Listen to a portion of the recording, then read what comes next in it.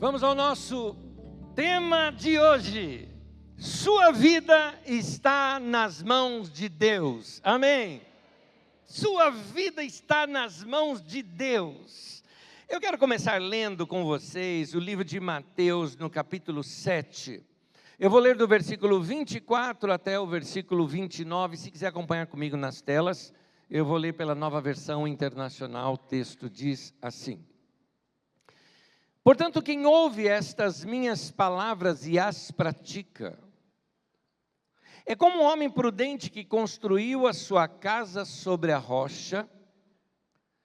Caiu a chuva, transbordaram os rios, sopraram os ventos, e deram contra aquela casa, e ela não caiu, porque tinha os seus alicerces na rocha. Mas quem ouve estas minhas palavras e não as pratica, é como um insensato, que construiu a sua casa sobre a areia. Caiu a chuva, transbordaram os rios, sopraram os ventos e deram contra aquela casa, e ela caiu, e foi grande a sua queda. Quando Jesus acabou de dizer essas coisas, as multidões estavam maravilhadas com o seu ensino, porque ele as ensinava como quem tem autoridade, e não como os mestres da lei. Palavra do Senhor. Amém. É interessante notar que quando Jesus termina o seu sermão da montanha, que é aqui as últimas palavras desse sermão de Jesus, diz que a multidão estava maravilhada com o ensino dele, porque ele não ensinava como os mestres da lei do seu tempo. O que é que tinha no ensino de Jesus de diferente? Além da autoridade, claro, do que ele ensinava, mas ele falava coisas do dia a dia. Ele falava coisas que tinham a ver com a vida daquelas pessoas. Para a gente que era pescador, ele vai, por exemplo, Pedro, que tinha acabado de fazer uma grande pesca, Jesus fala: eu vou te fazer pescador de homens. Para uma mulher com sede que foi buscar água no poço, ele se oferece como água da vida. Uma multidão faminta no deserto, ele fala que ele era o pão da vida. Para a gente que trabalhava com agricultura, ele começa a contar uma parábola. Um semeador, ele saiu a semear e a semente, e todo mundo assim, é isso aí, eu entendo. Tem parábolas de Jesus que ele trata do mundo das mulheres e parábola que ele trata do mundo dos homens. Ele fala, semelhante a uma mulher que, tendo perdido uma pequena moedinha, uma dracma, ela varreu a casa inteira e tentando achar aquela dracma, e quando ela encontrou, no final do dia, sentou lá com as suas amigas e contou a sua experiência. O que é que tem de mais de uma dracma? É que aquilo fazia parte, que qualquer mulher sabia do que Jesus estava falando. É que normalmente quando a mulher, normalmente era assim que se fazia no passado, quando um homem iria se casar com a mulher, ele dava um dote para o pai daquela moça. O pai daquela moça separava algumas moedas, e daquelas moedas se fazia um colar. Era um colar que lembrava o valor dela, não o valor monetário, mas de que ela valia muito, e de que aquilo era um símbolo para ela, de que ela era uma mulher valorosa. E você sabe muito bem que um colar de pérola, se você perde uma, perde a noção do colar. A mesma coisa, perdeu uma moeda daquela, ela varreu a casa inteira. Ela não foi lá pegar uma outra moeda e colocar no lugar. Tinha que ser aquela, até que ela acha. Isso é do mundo das mulheres. E Jesus conhecia o mundo das mulheres. E falava sobre essas coisas. Ele falava do mundo dos homens. Os homens já eram mais pastoris. Ele fala, é como um homem que, tendo contado ali as ovelhas, faltou uma, e ele foi, e aí conta a sua história, de como ele foi, recuperou aquela ovelha e trouxe de volta, e depois reúne os amigos no final do dia, e conta a sua aventura. Jesus era fantástico na sua maneira de contar. E aí ele conta essa história. Não se edifica uma casa sobre a areia, mas uma casa sobre a rocha. O povo da época entendeu perfeitamente. Nós, nos nossos dias, não usamos esse tipo de construção, então não compreendemos o valor desta parábola de Jesus. Explicando aqui para nós.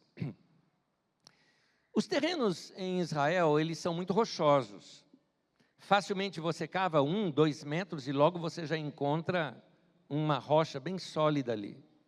E você, então, quando vai construir a casa, você deve cavar até chegar na rocha.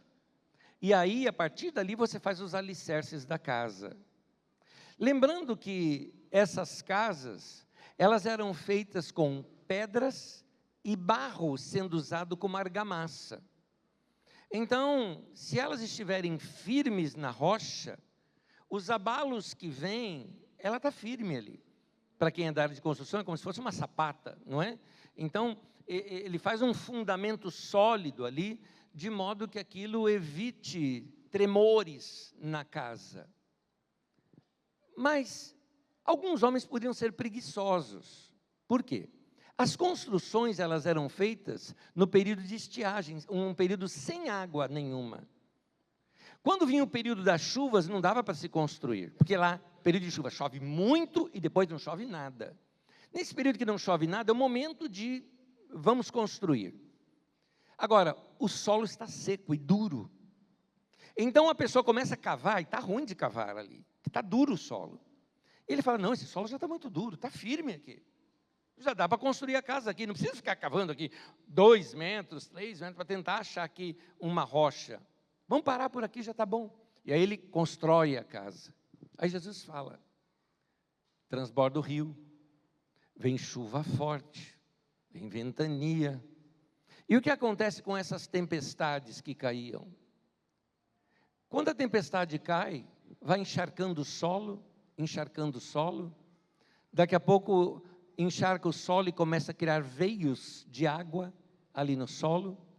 Esses veios de água vão chegar até essa casa. O solo encharcado agora já não está muito firme. A casa perde a sua firmeza. Começa a aparecer rachaduras na parede. E finalmente, se cai uma daquela pedra, daqui a pouco vai cair todas as demais. Por causa da preguiça de um homem, de que simplesmente preferiu o caminho mais fácil. Nessa parábola de Jesus, ele mostra o seguinte, só tem uma diferença. Ele fala, quem ouve as minhas palavras e as pratica, e quem ouve a minha palavra e não as pratica. Nota, ambos ouviram palavra de Deus. Então, ele não está falando de quem é do mundo, sem Deus, e quem se converteu e está na igreja. Não é disso que ele está falando. Ele está falando para discípulos de Jesus. Ele está falando para o povo que ouvia os ensinos. O que Jesus está dizendo é, não basta você ouvir o que eu estou ensinando, você precisa colocar em prática. Se você colocar em prática, a sua casa vai ser semelhante a uma casa edificada sobre a rocha. Por quê?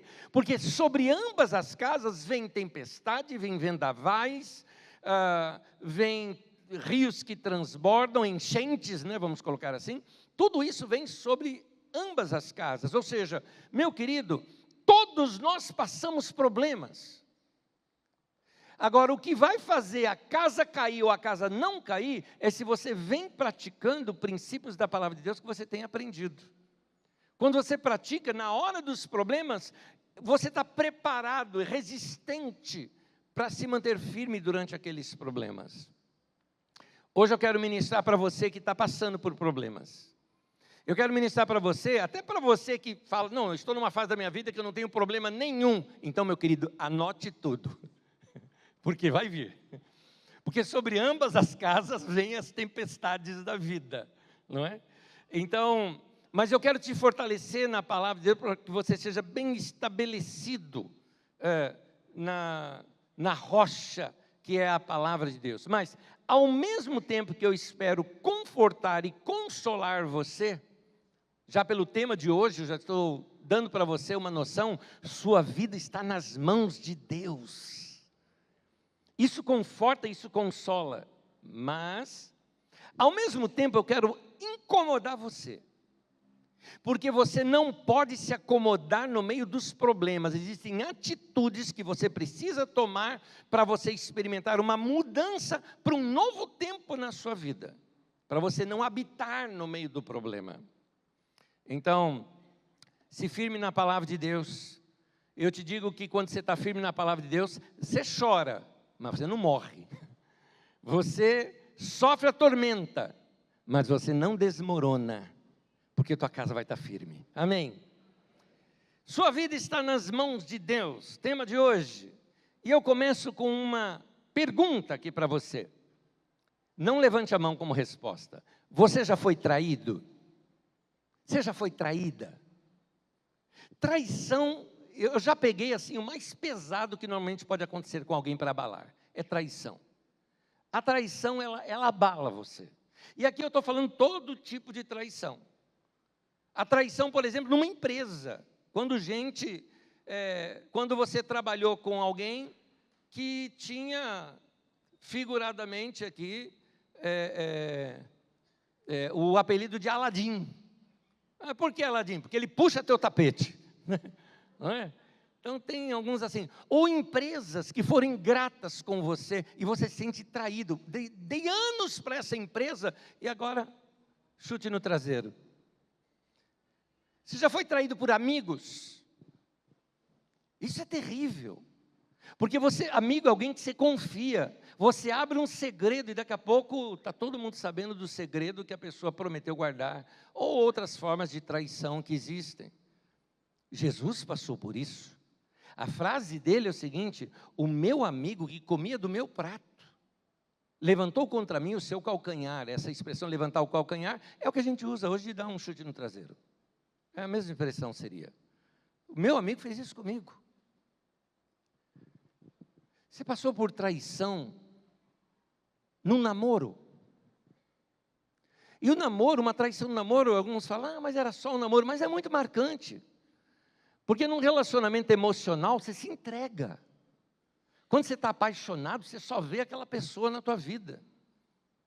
E a pessoa, ao te trair, parece que tirou o teu chão e você se sente inseguro. Eu preciso dar um conselho aqui para você. Eu vou dar um conselho aqui para todos vocês que já passaram por algum tipo de traição. E o primeiro é você se fortalecer e não você se afundar ainda mais ao ter sido traído. Mas só um conselho aqui para você que aconteceu isso durante o namoro. Se aconteceu diante do namoro, deixa eu fazer uma pergunta. Você iria para o casamento com uma pessoa assim? Se a pessoa no namoro te trai, o que te garante que no casamento não vai acontecer a mesma coisa, ou até pior? E meu querido, se o produto está com defeito, devolve enquanto está na garantia. Porque depois para a sua garantia você vai ter que ficar com o produto. Então, se desenrosca. Mas e meus sentimentos? Sentimentos mudam. Sentimentos mudam. Mas você vai precisar enfrentar esse momento, até de depressão que você possa vir a passar. Isso aconteceu no casamento, aí é mais sério. Porque ali tem aliança, ali tem juramento. É por isso que, quando nós saímos com os casais da nossa comunidade aqui na semana passada, no retiro, uma das frases que nós usamos ali com eles, é uma conversa, eu e a Magda, aliás foi a Magda que me falou isso, muita coisa que eu prego aqui veio dela, tá? A Magda que me falou isso, falou, Anésio, as pessoas hoje estão achando muito fácil se separar e não se esforçam. Essa é a palavra que está faltando, esforço. Paulo apóstolo fala para nós nos esforçarmos pela unidade no vínculo da paz. Duas coisas aqui para você se esforçar. Se esforçar pela unidade e se esforçar para ter paz. Então, no livro de Neemias fala, lute pela sua casa, lute pela sua família, lute pelos seus filhos, lute pela sua esposa, lute, insista. Houve traição, você está magoado, você está magoada, se separa um pouquinho para você se recompor, perdoa, porque a melhor coisa para você fazer numa traição, em qualquer situação que for, é perdoar, porque a mágoa vai destruir você e não a outra pessoa.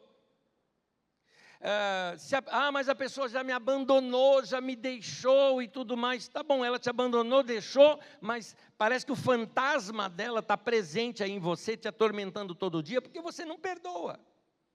Aí você está dando mais poder ainda para a pessoa te machucar. Ela consegue te machucar agora à distância. Então, mas se você perdoa, você está fazendo um bem para você quando você perdoa. Quando você perdoa, Você está lavando a tua alma e o teu coração. Você não vai mais, assim, não vou nem passar por aquela calçada, porque eu trabalhei lá tantos anos. Você atravessa a rua, dá a volta, só para... Quando você perdoa, isso passa. Quando você perdoa, você encontra aquele amigo traíra que aprontou com você, você está num, sei lá, num funeral, num shopping, num casamento, porque a gente se cruza por aí. O que você vai fazer? Desviar o olhar? Nem cumprimentar? Não, eu vou até na direção da pessoa. E aí, como vai? Eu quero que ele veja que eu estou bem. Desculpa o termo aqui, eu não vou incentivar vingança. Tá? Não estou incentivando vingança. Mas é que eu não tenho outra palavra no momento para falar. Mas a maior vingança sua é você ficar bem. Porque se alguém fez algo mal para você, que ela queria o teu mal. Você ficando bem, você está dizendo, não funcionou. Então perdoa. Para você ficar leve. Luta, você que foi isso no casamento, para restaurar. Agora, eu sei que há momentos em que já não dá mais.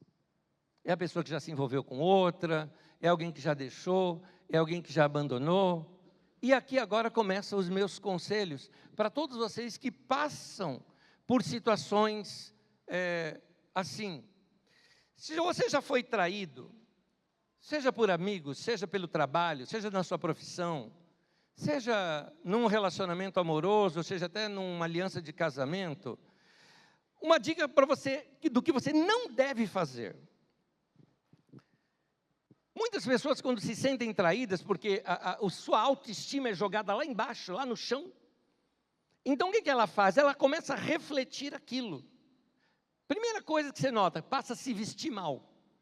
Meu Deus do céu.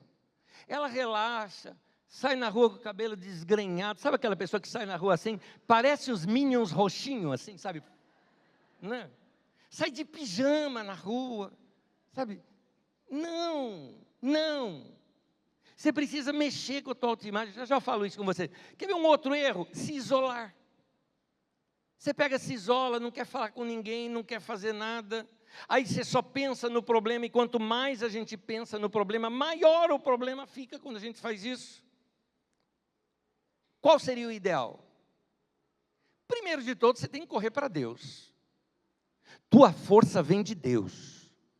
Deus não te traiu. Ao contrário, que é o que eu vou te ensinar mais adiante, você vai ver que Ele o tempo todo está agindo por detrás disso, não que Ele causou isso, mas por detrás, para levantar você de novo, e vai usar isso para o teu bem. Deus é fantástico, já a gente fala disso. Então corre para Ele. Agora uma segunda coisa, meu irmão, minha irmã, vai dar um tapa no visual, faz favor, vai se vestir melhor, vai lá dar um jeitinho no seu cabelo, botar um perfuminho novo, olha assim no espelho e fala, gostei. É isso, você tem que se amar. Comece a se sentir bem com você. Outro detalhe, não se afaste daqueles que verdadeiramente são e sempre foram seus amigos. Não é porque um amigo te traiu que nenhum amigo presta. Não coloca todo mundo no mesmo balaio, não. Tem gente nesse mundo que não presta, mas tem gente que presta. Como eu já disse aqui, nossa vida é como se fosse um ônibus e você é o motorista. Tem gente que vai entrar na sua vida e tem gente que vai pedir, dar sinal e vai descer. E se tem gente já dando sinal, meu querido, para no ponto, abre a porta e dá tchauzinho. O que você não pode fazer é levar a pessoa para o caminho que ela não quer ir. Agora eu te digo uma coisa, tem gente que vai com você até o ponto final. Paulo, na última carta que ele escreve, na carta para Timóteo, ele fala assim, Demas era discípulo ali de Paulo, ele falou, Demas me abandonou. Depois ele vai falando outros, ele fala, o Alexandre, o latoeiro, aquele cara me causou muitos males. Teve uma audiência que eu fui preso aqui em Roma, acusado indevidamente, porque havia sido posto fogo em Roma, a maioria diz que foi o próprio Nero que botou fogo em Roma e culpou os cristãos disso. Paulo, sendo um líder cristão, foi preso por causa disso, e Paulo falou, eu não fiz nada disso, estou sendo preso como se eu fosse um mau caráter. E aí teve o meu julgamento, porque os romanos julgam certinho, teve o julgamento, Ninguém compareceu para dar testemunho a meu respeito. Sabe o que Paulo fala? Ele fala assim, que isso não lhe seja posto em conta. Em outras palavras, que sejam perdoados disso. Olha o que Paulo está falando. Paulo está dizendo, eu já sei que eu vou morrer. Já já o Nero vai me mandar aqui para um lugar, vai vir um soldado me levar e ó, vou morrer. E eu não quero morrer com peso. Vou liberar. Libera. Que cada um se vire com seus problemas. Eu não vou carregar isso no coração. Paulo terminou a vida leve. Leve. Mas tem um detalhe, ele fala, Lucas está comigo. Lucas, do Evangelho de Lucas, que escreveu o livro de Atos. Lucas está comigo. Falou para o Timóteo, Timóteo era, vem ter comigo depressa, traz o João Marcos. E aí depois ele cita uma lista de irmãos que estavam ali com ele também. O que eu quero te dizer é que tem gente que vai com você até o ponto final. Tem gente que é teu amigo, que vai estar junto. E amigo, de vez em quando a gente briga, a gente discute, a gente discorda, mas é amigo. A gente vai caminhar junto para o resto da vida. Tem gente que nós temos amizade que assim, como já disse um irmão querido, o Silas, um dos pastores aqui da nossa comunidade, ele me disse isso, ele falou, Anésio, já comprei meu túmulo do lado do teu. Pronto. Eu brinco com os demais pastores da Carina, eu falo, olha, pode deixar que eu vou fazer um sermão bonito no funeral de todos vocês. Vocês morrem primeiro. Mas estou junto. Né? Gente, amigos, nós temos amigos, valorize esses amigos, não se afaste dos seus amigos, saiba que Deus pode usá-los para fortalecer você, por isso que Deus criou algo chamado igreja, igreja é a família de Deus, são os irmãos e irmãs que Deus nos deu, gente que vai nos abraçar, gente que vai ser, igual Paulo, por exemplo, fala, no final da carta aos Romanos, ele cita uma irmã, que ele fala, ela foi uma mãe para mim. Então tem gente que é assim, que é mãe, que é pai para a gente, que se torna um irmãozão do coração, é isso. Então não se afaste daqueles que são e que sempre foram seus amigos. E tem mais coisa, meu querido, minha avó falava isso, eu acho que a tua também. Se não foi a avó, foi a mãe, foi o pai. Mente vazia, oficina do diabo. Então vai preencher essa mente com alguma coisa, vai fazer curso, vai estudar coisa nova, vai ler mais, vai investir em você, invista em cultura, vai conhecer coisas novas. Vai estudar geografia, geologia, vai estudar a vida microscópica, vai estudar astronomia, vai estudar física, vai estudar sobre culinária, vai estudar sobre música, sobre arte, sobre pintura, vai estudar, vai ler a vida de algumas pessoas, vai aprender, vai ampliar você, se torne maior, se torne melhor. Quando você levanta essa sua autoimagem, você encontra força para você resistir essas forças da amargura que vem contra você. Na verdade, quando você levanta a sua autoimagem, você começa a ter dó de quem te deixou, porque você fala, olha o que ele perdeu. É isso. Olha o que ela perdeu. Então, não desanime, porque uma empresa chegou para você. Se uma empresa chega para você e diz que não precisa mais dos seus serviços, não significa que você não tem valor. O seu trabalho e a sua habilidade não estão mais nos interesses daquela empresa por aquele momento. Isso não significa que você não é um bom profissional, de maneira nenhuma. Você tem o seu valor, agora, você precisa mostrar esse seu valor para a pessoa certa. Se alguém não está te dando o devido valor, não se deprima por isso. Vai procurar uma outra empresa que te valorize. Invista novamente na sua profissão, melhore o seu currículo, se torne um profissional mais atraente para o mercado, ou... No Brasil nós temos algo muito bom chamado SEBRAE, é muito bom, Serviço Brasileiro de Apoio às Micro e Pequenas Empresas. Vai fazer um curso no SEBRAE de empreendedorismo, e você vai entender como é que se rege uma empresa, e você ser a sua empresa. Está aí. Seja a sua empresa, cresça bastante, vai lá e compra a empresa que te demitiu, pronto, aí você se torna o presidente dela. Mas, Eu quero dar 3 conselhos aqui para os irmãos. Por que eu comecei a mensagem falando disso? Lembra do tema de hoje? Sua vida está nas mãos de Deus. E aqui vem primeira verdade para você guardar. Ninguém poderá te tirar das mãos de Deus. Amém. Ninguém vai poder te tirar. Eu quero te mostrar que o tempo todo Deus estava vendo isso. Deus viu o que você passou. Eu até diria, Deus estava lá. Eu não estou dizendo que Deus causou o fim do teu casamento, ou que Deus te mandou embora daquela empresa. Não é isso que eu estou falando. Eu estou falando de que Deus, vendo tudo isso, Ele sabe como trabalhar isso para o seu bem. Eu vou te mostrar isso num texto bíblico, lendo em 2 versões. Romanos 8, versículo 28. Na Nova Versão Internacional diz: sabemos que Deus age em todas as coisas para o bem daqueles que o amam. E a versão de Almeida, eu vou pedir para vocês lerem junto comigo a segunda versão, a versão de Almeida, junto comigo. Sabemos que todas as coisas cooperam para o bem daqueles que amam a Deus. Amém. Nosso Deus. Amém. É Ele que vai fazer isso. É Ele que vai fazer isso. Aí você fala, Nésio, mas fui eu que errei. Foi pecado meu. Você fala aí do outro que causou, eu sou o que causou.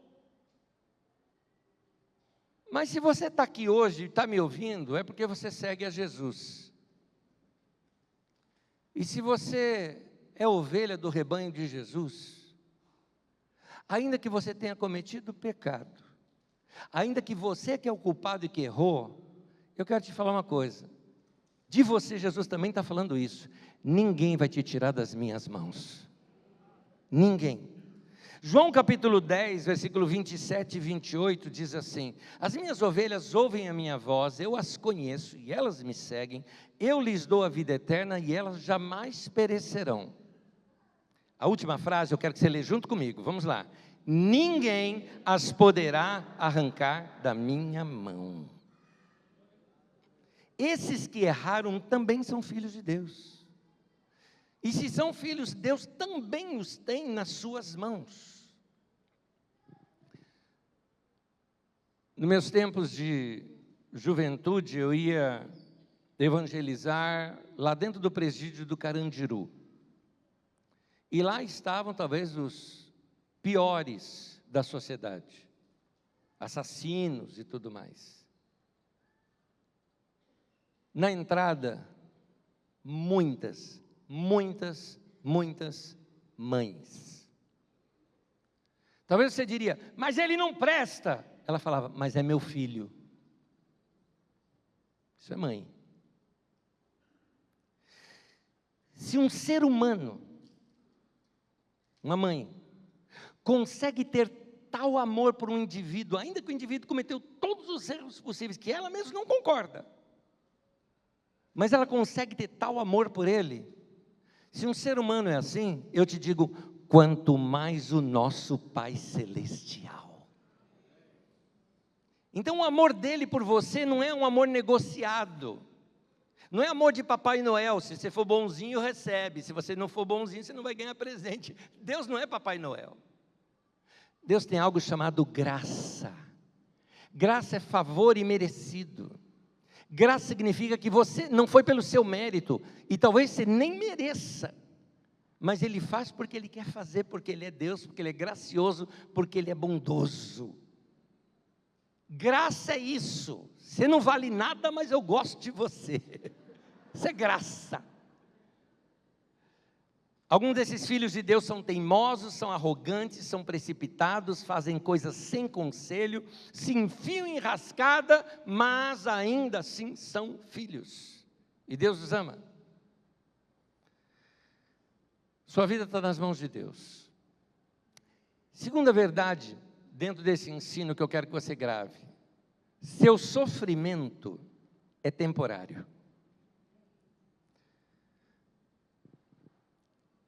Algumas vezes o sofrimento faz parte já desse tratamento de Deus, que vai fazer com que tudo concorra para o nosso bem. Porque seria mais ou menos assim, do jeito que você está, não dá para chegar lá. Você já construiu tanta coisa errada aqui, que eu vou ter que demolir tudo para começar do zero de novo. A Bíblia usa esse exemplo como um vaso na mão do oleiro. E o vaso de barro, se ele sai ali, se ele está com um defeito, não tem como refazer, não tem como consertar aquilo. Ele tem que despedaçar o vaso, quebrar todinho ele, virar pó de novo, aí ele vira novamente argila, ele põe lá e faz um novo vaso daquele vaso que foi totalmente quebrado. Alguns de vocês, que são assim, eu não vou falar mais antigo, vocês que têm uma juventude acumulada, já deve ter cantado na sua juventude, um cântico que chegava assim para Deus e falasse: Senhor, eu quero ser, Senhor amado, como um vaso nas mãos do oleiro. Lembra desse cântico? Quebra minha vida e faça de novo. Eu quero ser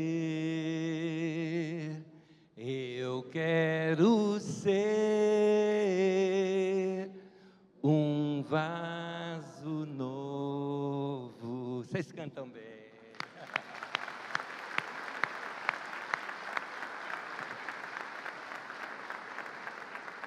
Vamos ver se você vai querer aplaudir de novo depois disso que eu vou te falar. Eu vou te falar um negócio. Esse cântico foi uma oração. E Deus vai responder essa sua oração. O indivíduo ora: Deus, minha vida está errada, quebra minha vida, faz de novo. Deus fala: sim, filho, vai lá e começa a quebrar. Daqui a pouco ele: meu Deus, por que está acontecendo tudo isso aqui comigo? Eu estou fazendo a obra. Eu estou vendo o que você vai se tornar, filho, mas para isso você precisa passar por isso aqui. Então tem momentos que Deus vai mexer no nosso caráter, no nosso orgulho, na nossa presunção. Tem coisas na nossa vida que Deus vai precisar podar. Imagina se você é uma árvore, e aí vem lá o jardineiro com um tesourão e corta. Você vai falar: ai, por que está fazendo isso? É para melhor, precisa podar. Olha esses dois textos bíblicos, João capítulo 15, versículo 2, depois eu vou ler o versículo 8. João 15, versículo 2, todo ramo que estando em mim não dá fruto, ele corta. Agora, todo que dá fruto, ele poda, para que dê mais fruto ainda. Versículo 8. Meu Pai é glorificado pelo fato de vocês darem muito fruto, e assim serão meus discípulos. No versículo 2, ele fala dar fruto. No versículo 8, ele fala dar muito fruto. Entre dar fruto do versículo 2 e dar muito fruto no versículo 8, tem um facão. E isso é para o nosso bem. Você nasceu uva, uva é uma coisa deliciosa, mas eu vou te dizer o seguinte: a uva, se ela for esmagada, ela vai produzir vinho, e o valor é muito maior do vinho do que da uva. Ela tem muito mais sabor como vinho do que como uva. A poda de uma árvore vai produzir fruto. Mas você já viu uma árvore podada? Todo mundo passa falando: nossa, ficou feio. Mas ela vai florescer, ela vai modificar e ela vai crescer mais. O que eu quero te dizer, irmão e irmã, você que está passando por problemas, isso tudo é só um estágio na sua vida, não é um destino, é temporário. Por isso aqui o conselho: não faça uma morada no seu sofrimento. Sofrimento é um estágio e não uma morada. Quando Deus está pedindo isso para a gente, Ele não estava querendo tirar algo de nós para tornar nossa vida chata. Deus muitas vezes está querendo colocar algo novo, muito melhor na vida da gente, mas para isso Ele tem que remover o velho, lidar com algumas áreas da nossa vida que não cabe mais. te levando por uma direção melhor, e coisas boas vão estar te aguardando, esperando que você tome as decisões corretas que você tem que tomar. Por isso, não more em seus sofrimentos, e aqui vem meu terceiro e último conselho: comece um processo de mudança. Meu querido, tem hora que você precisa fazer alguma coisa.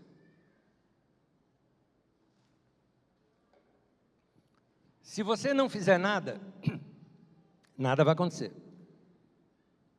Se continuar indo para a mesma direção, você vai terminar no mesmo lugar. A terra é redonda. Desculpa aí os terraplanistas. Mas se fortaleça na palavra do Senhor e comece a tomar atitudes necessárias. Por exemplo, eu insisto em você fazer um curso novo, estudar algo novo. A internet está aí, é riquíssima para isso, e você gastando seu tempo só falando bom dia, oiê, kkkk. Tem coisa melhor para você fazer com o seu tempo. Vai ouvir coisas novas, vai aprender coisas novas, vai aprender matérias novas que vão expandir a tua mente, levar você a descobrir coisas que você nem sabia que você gostava. Vai conhecer gente nova, porque muitas vezes uma pessoa se torna um contato para você, que pode mudar toda a tua carreira, por causa daquele contato. Você não vai experimentar novos ares se você ficar sempre respirando os seus problemas. Então, você quer crescer? Vamos lá. Alguns conselhos aqui que eu quero dar para você que quer crescer. Primeiro, um conselho importante aqui. Para com essa mania de doença, ou mania de querer criar alguma coisa para que as pessoas tenham dó de você. Você precisa ser amado e não fazer com que as pessoas tenham dó de você. Para com isso. Sabe aquela pessoa que o tempo todo fica inventando coisa para que você tenha dó dela o tempo todo? Eu perdi o emprego, foi tantos anos naquela empresa, olha só, mostra com decoração. Meu querido, já foi, vira a página, olha para frente. Tem pessoa, por exemplo, que é doença o tempo todo. Meu Deus, ela é curada de uma coisa, tem doença de outra, tem doença de outra. E tem um monte de gente assim aqui na Carisma, tá? Porque todo culto vem me pedir oração. Ai, pastor, ora por mim, tá. Ué, mas não oramos semana passada, como é que está? Não, aquela dor era aqui, agora é aqui. Meu Deus do céu. Fala a verdade, meu irmão, não tem gente que você se arrepende de ter perguntado, está tudo bem? Não tem gente que você se arrepende disso? Fala, meu Deus, por que eu perguntei? Não é? Irmão querido, irmã querida, você que está com mania de doença ou mania de querer chamar atenção para si o tempo todo, é problema para cá, problema para lá. Querido, deixa eu te falar uma coisa, que as pessoas que te amam, estão do teu lado, não têm coragem de falar. Então me dá a liberdade, que eu preciso te falar um negócio. Você é chatinho. Você é chatinho. Se ninguém te falou, eu estou falando isso para você. Muda. Tem mulher que reclama do marido o tempo todo. E a principal reclamação normalmente vem por causa da vida financeira. Ai, meu marido não me leva mais para jantar fora, mas também não tem dinheiro, querido, está apertado o negócio. Então o que tem que fazer? Se acomodar? Não, vai trabalhar. Vamos aqui, mulheres, posso falar com a mulherada aqui? Mulherada, atenção com vocês. Vocês já ouviram essa expressão, empoderamento da mulher? E eu estou falando positivamente aqui, é positivo isso, sim. Está na hora das mulheres descobrir quem elas são. Eu sei que tem gente por aí que já está falando, esse pastor aí é comunista. Pode falar. Mas eu vou te falar na Bíblia Sagrada. Deus, no livro dos princípios, quando criou o homem, ali ele cria a mulher, ele tira a mulher do lado do homem. Você entendeu? Deus não tirou a mulher do pé, da sola do homem, porque não é para ela ser capacho do homem. Mulher é para estar do lado, porque do lado nós somos dois juntos e é melhor serem dois do que um. É para a gente se fortalecer, os dois têm o mesmo valor. Mulherada, acorda, vai aprender mais, vai crescer. Para de ficar dependendo do marido o tempo todo. Os homens estão só assim. Quero ver o que ele vai falar mais aí. Meu irmão, Descubra o valor que tem na tua mulher, porque eu digo o seguinte: casais inteligentes enriquecem juntos, crescem juntos, se fortalecem juntos, dão suporte um ao outro juntos. A Bíblia diz: é melhor serem dois do que um, porque tem melhor paga do seu trabalho. Então, gere. Ah, mas eu não estou gerando renda. Gere ideias. Vocês são uma equipe. É assim que tem que ser trabalhado. Então, mulheres vão estudar, vão fazer cursos novos. Ah, mas eu não sou empreendedora. Faz o que você sabe. Ah, mas eu não tenho grande escolaridade nem conhecimento. Tem tanta coisa que você pode fazer. A gente conhece no nosso condomínio uma mulher que ela simplesmente fez o seguinte: quer saber uma coisa? Eu cozinho todos os dias para minha família. Eu vou aumentar, cozinhar e oferecer para os vizinhos. Ela começou. Agora ela tem que ter contratação de outras cozinheiras para trabalhar para ela vender só no nosso condomínio ali, só para vender ali.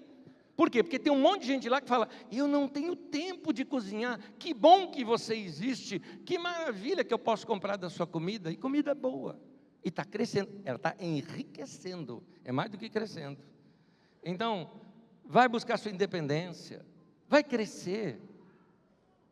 Ah, eu não gosto do sermão do meu pastor. Muda de igreja. Está ouvindo para quê? Você não gosta?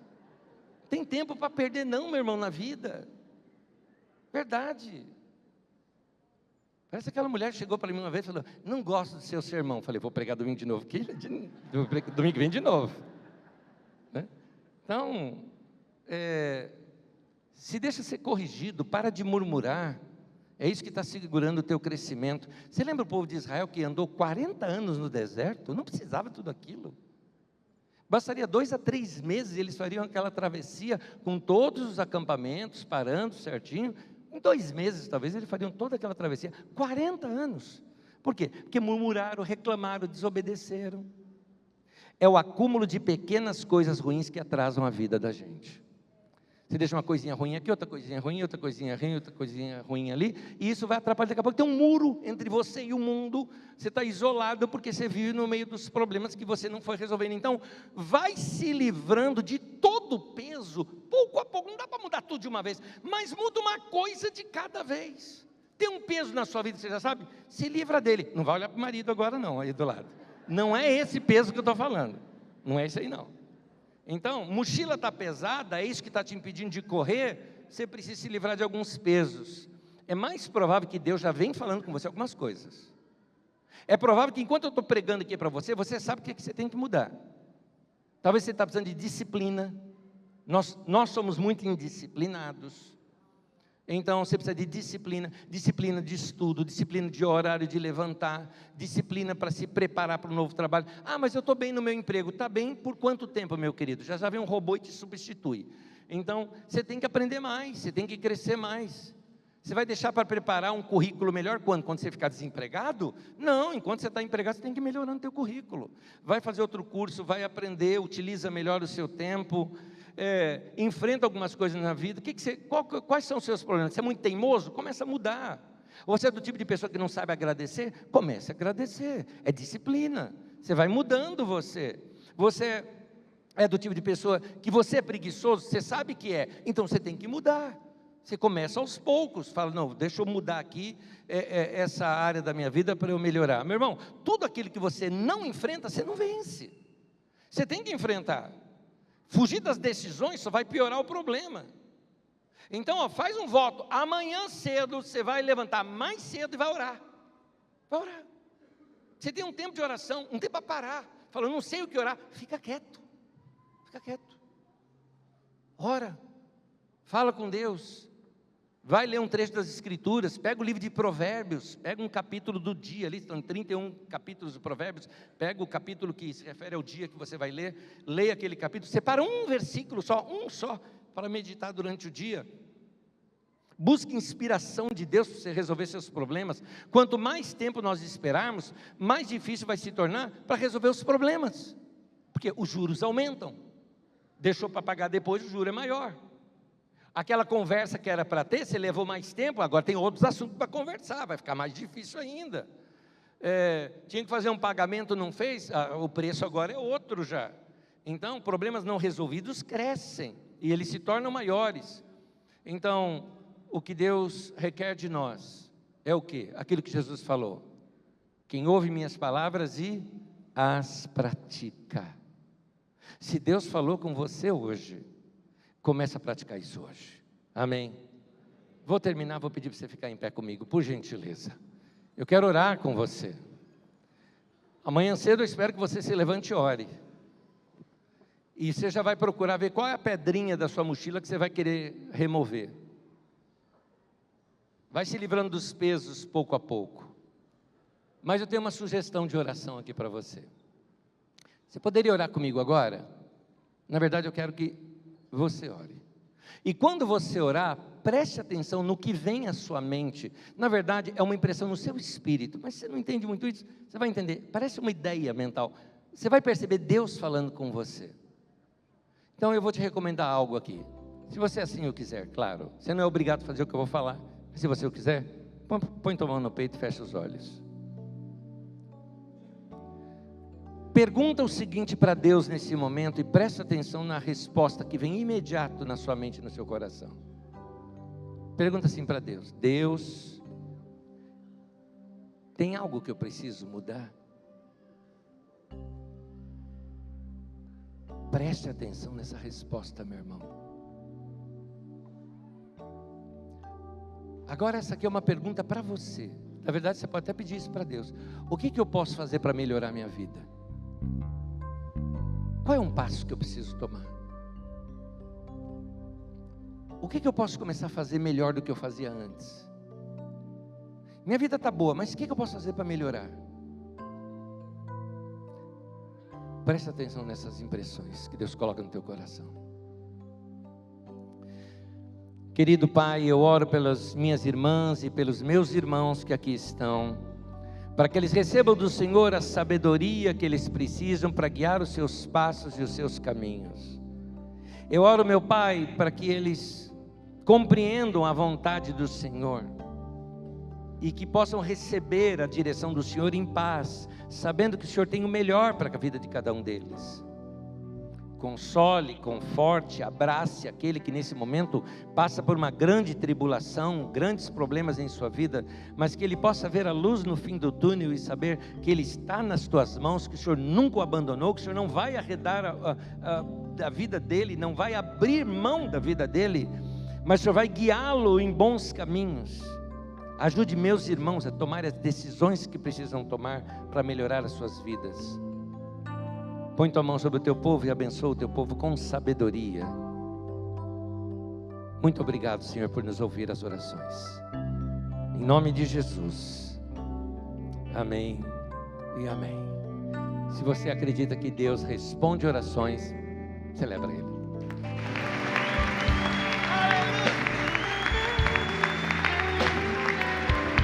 Ele vai cuidar de nós.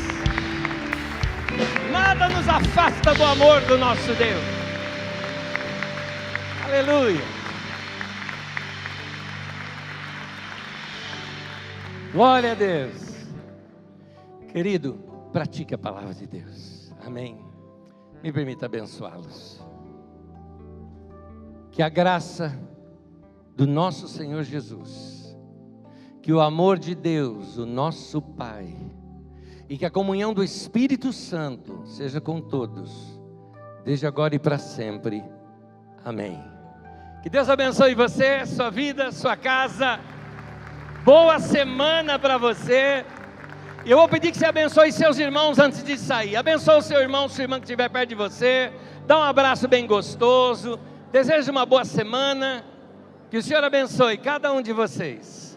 A você que nos acompanhou pela internet, que Deus te abençoe.